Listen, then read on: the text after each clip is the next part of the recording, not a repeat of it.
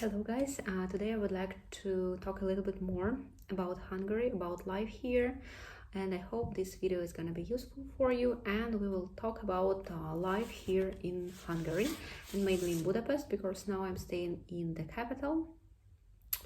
And how much does it cost to live here? I'm going to talk about students and some young people who are studying here or who are working.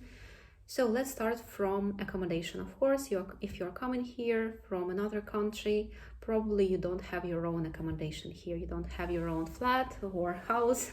That's why you need to rent something. So what are the options? First of all, if you are coming as a student and you have a scholarship, for example, Stipendium Hungaricum scholarship holder, if you are a Stipendium Hungaricum scholarship holder, you have your accommodation, you have your dorm, because the scholarship provides it. I think I mentioned that before, that in Hungary, it depends on the country, on the city. For example, in Veszprém, where I was studying, the dorms were really good and you don't need to rent something because the conditions there are really good.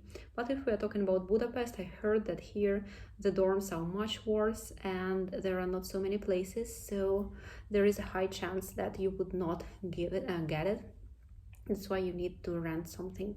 So that's why also before applying for a university, try to think about it and Google what are the dorms, where they are located, because sometimes the dorm is good, but at the same time it's located so far and it will take so much time for you to travel to your uni. Yes, and if you want to see how the dorm looks like, for example, in Veszprém, you can check my video, which I shoot quite a long time ago, a year ago, and you can see the conditions. Yes, and now let's go to renting. So probably you're gonna rent a room because it's cheaper and you can share common cost and utilities with other students, with other people. And for example, if you would like to rent quite a good room in the city center, it would cost around 100,000 forints, maybe a little bit less or a little bit more. It depends on your preferences, on the place where it's located, and what do you have in your room. But usually that's an approximate number. I think the prices have increased a lot recently, because even 2 years ago the price would be much cheaper. So take this into consideration. And also where you can find a room or a flat. So there are several websites. I would recommend Ingatlan. This website is quite good. But the only problem that a lot of renters, not a lot of owners don't speak English. That's why it would be difficult to communicate with them. That's the only issue. Also, there are special agencies. You could be sure that they would provide a good flat with a contract, because of course you need a contract, and everything would be good. But they can charge you a little bit, or they can give you quite a high price. I think so. And one more option is to find a flat on Facebook.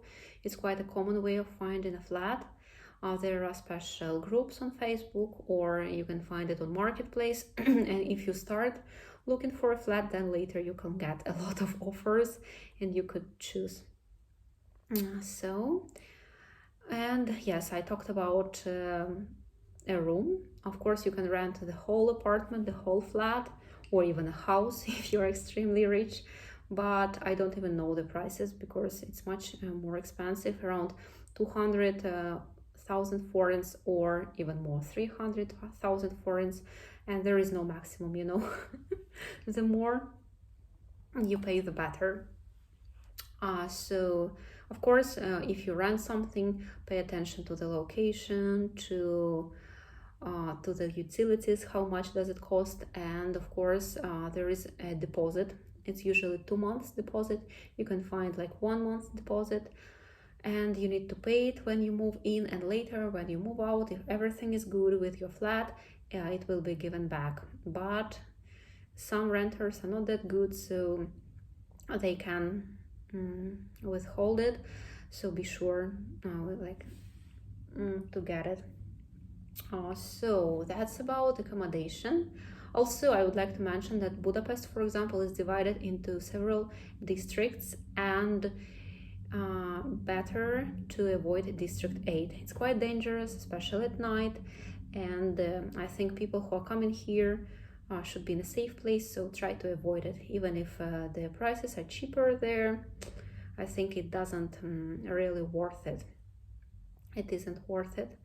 Okay, we talked about accommodation. Now let's go to transport.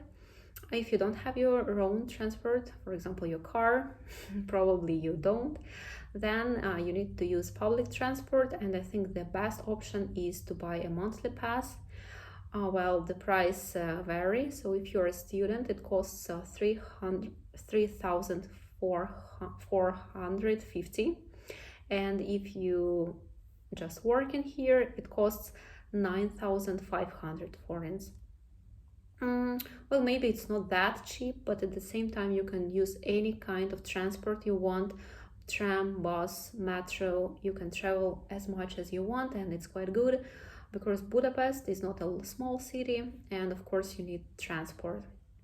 Another means of transport is bicycle. Here we have a special app, Bubi. You can install this app, and it's really good because it costs 500 forints for the whole month, and you can rent these bicycles all over Budapest, and it's really good. The only thing is that you need to put it back to the station every 30 minutes. So try to time yourself, because if you don't do that, you will be charged a little bit for every minute that you are traveling over 30 minutes. Okay, that's the thing.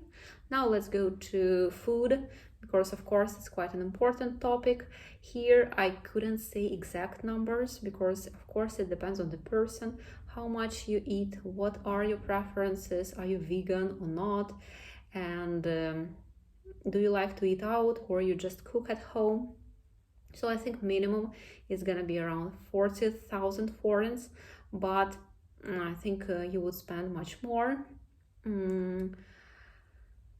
But it's difficult to comment on that. I can give you a random product and give the price so you can understand. For example, if we are talking about 10 eggs, it's gonna cost around 500 or 600 forints. For example, milk around 300 forints, meat, like minced meat, for example, around 1,000 forints. So you can count how much you need in a week and how you can deal with that.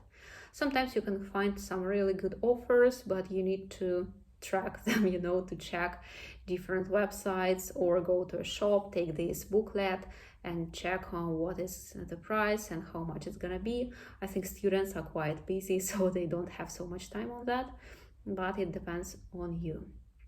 If you like to eat out, here in Budapest there are so many options.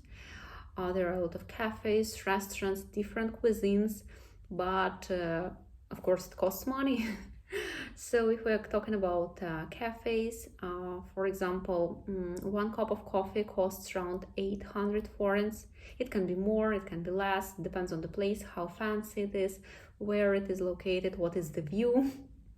But usually, around 800 or 1,000 forints. We're talking just about coffee. If you would like to add some dessert, it's gonna cost also around 1,000 forints. But I think comparing to other European countries, it's much cheaper. So that's a good point. If we're talking about alcohol, I don't know, beer, for example, would cost around 700 forints. If you like some cocktails, it's much more. More than 2,000 forints, I guess.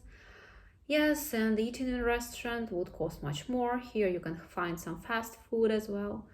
So I think everything is quite acceptable, easily accessible on internet. So if you really like some chain, for example, I don't know, Burger King or McDonald's, you can find McDonald's Magyarország, like the country is called in Hungarian in this way, and you can see the prices. So I think I tackled most of the questions. If you have some more, you can write them down in comments, and yeah, I would try to make more videos.